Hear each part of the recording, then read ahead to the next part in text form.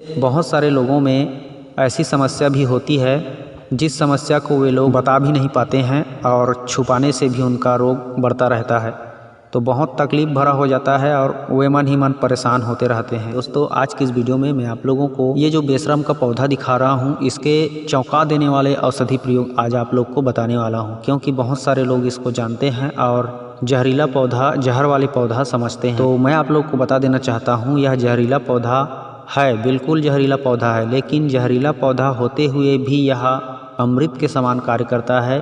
अगर आप इसका औषधि प्रयोग करना जान जाओगे तो किस तरह से इस बेशरम के पौधे का औषधि प्रयोग करना है ताकि यह हमारे लिए औषधि के रूप में कार्य करे, अमृत के समान हमें फ़ायदा दे, तो आज इसी के बारे में आप लोग को बताने वाला हूं। वीडियो को लास्ट तक देखते रहिए और वीडियो की जानकारी अच्छा लगे तो लाइक करें, शेयर करें। हमारे चैनल में पहली बार हो तो चैनल सब्सक्राइब करके हमारे साथ जुड़े रहें, क्योंकि हम इसी तरह की हर एक वनस्पति की हर दिन नई वीडियो लाते रहते हैं इस चैनल पर।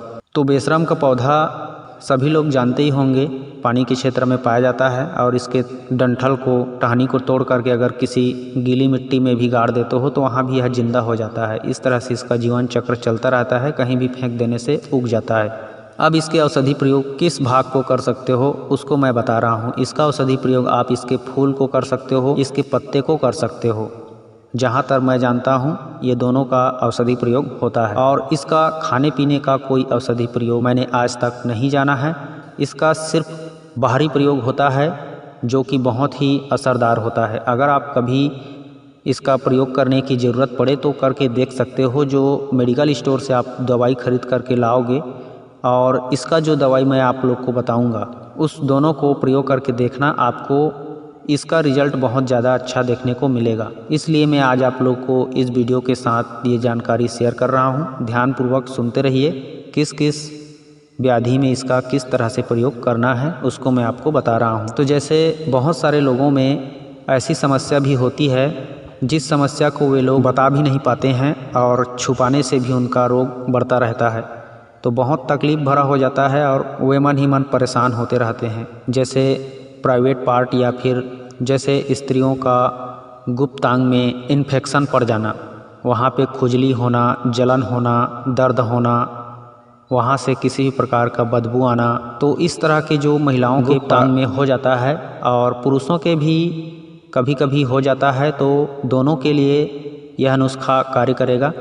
इस तरह का अगर समस्या हो जाए आपके प्राइवेट पार्ट में, खुजली हो रही हो, जलन हो रही हो पेशाब करने में या फिर दर्द होता हो, तो उस तरह के इन्फेक्शन को दूर करने के लिए आप इसके फूलों को, बेशरम के फूलों को बाज़ार से, दुकान से फिटकरी खरीद करके ले आना और उस फिटकरी के साथ इसके फूल को काढ़ा बना लेना। 5-10 ग्राम फिटकरी और ये बेशरम का फूल 5-10 ग्राम, दोनों को आधा लीटर पानी में उबाल लेना। उबलते उबलते जब वह पूरी तरह से उबल करके 1/4 रह जाए, माने 25% बच जाए, तो उसको उतार करके रुई की मदद से या फिर किसी साफ कपड़े की मदद से डुबो करके अपने प्राइवेट पार्ट में लगा के देखना। 1 दिन लगाओगे तो 1 दिन में ही आपको असर देखने को मिलेगा।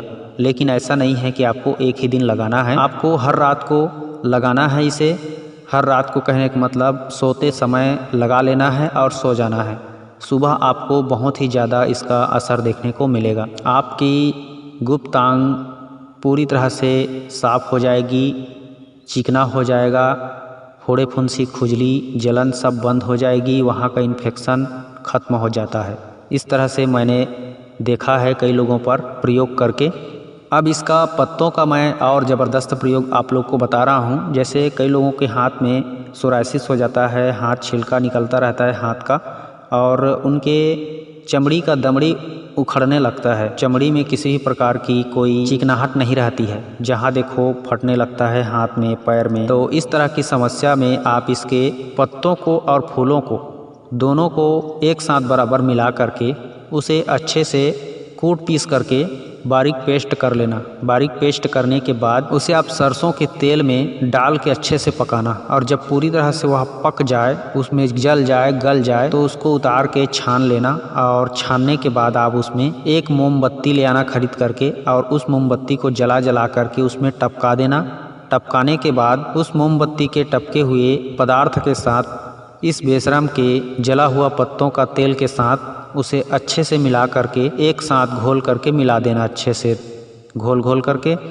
और उसका जब थोड़ी गाढ़ा पेस्ट बन जाए तो उस पेस्ट को आप अपने जहाँ भी हाथ में पैर में फटने की समस्या है, चाहे एड़ी की फटने की समस्या हो, चाहे हाथ की फटने की समस्या हो, चाहे हाथ का छिलका निकल रहा हो, सोराइसिस हो, एक्जिमा हो, दांत खाज खुजली हो, किसी भी तरह की समस्या हो, उस समस्या में आप इसका प्रयोग कीजिए। आपको बहुत ही ज़्यादा दमदार इसका असर देखने को मिलेगा। हाथ का या फिर एड़ी का फटना 1-2 दिन में बंद हो जाएगा और जो फटा रहेगा वह भरना शुरू हो जाएगा और बहुत ही अच्छा रिजल्ट देखने को मिलेगा। जो पुराना छिलका रहेगा वह साफ हो जाएगा, नया छिलका आपको उभरता हुआ दिखाई देगा। तो इस तरह से कार्य करता है, असर दिखाता है यह बेशरम का फूल और पत्ते का सरसों तेल में बनाया हुआ मोमबत्ती के साथ मिलाया हुआ दवा। अब मैं आप लोग को इसका तत्कालिक प्रयोग बता रहा हूँ। जैसे आपको कभी भी हाथ पैर में इधर उधर कार्य करते समय या फिर खेलते कूदते समय अचानक चोट मोच लग जाता है तो सूजन आ जाता है, तो उस सूजन को मिटाने के लिए इसके पत्ते को तुरंत पीस करके वहाँ पे लेप कीजिए।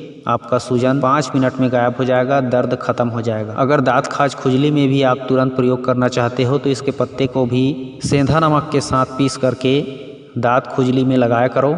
इससे भी दांत का खुजली बंद हो जाता है और बढ़ना बंद हो जाता है। दूसरे तीसरे दिन में पूरी तरह से सफाया हो जाता है। मतलब आपको मैं शॉर्टकट में बताऊं तो इसके बेशरम के फूल और पत्ते चर्म रोग के लिए रामबाण दवा है, लेकिन जो मैं बताया मोमबत्ती और सरसों के तेल के साथ बनाएंगे तो उसका प्रयोग बहुत ज़्यादा होता है और उसी का बहुत ज़्यादा असर होता है। और पत्तों को पीस कर लगाने से उतना असर नहीं हो पाता है, लेकिन होता ज़रूर है, ये बात भी है। तो यह चर्म रोग के लिए बेशरम का पत्ता जो है बहुत ही अचूक है और सूजन को मिटाने के लिए भी रामबाण दवा है। गुप्तांग के इन्फेक्शन को ख़त्म करता है। तो यह बेशरम की जानकारी आप लोगों को कैसी लगी कमेंट करके ज़रूर बताएं। मैं मिलता हूं किसी और अच्छी औषधि वीडियो में, तब तक के लिए खुश रहें। नमस्कार, जय हिंद, जय छत्तीसगढ़।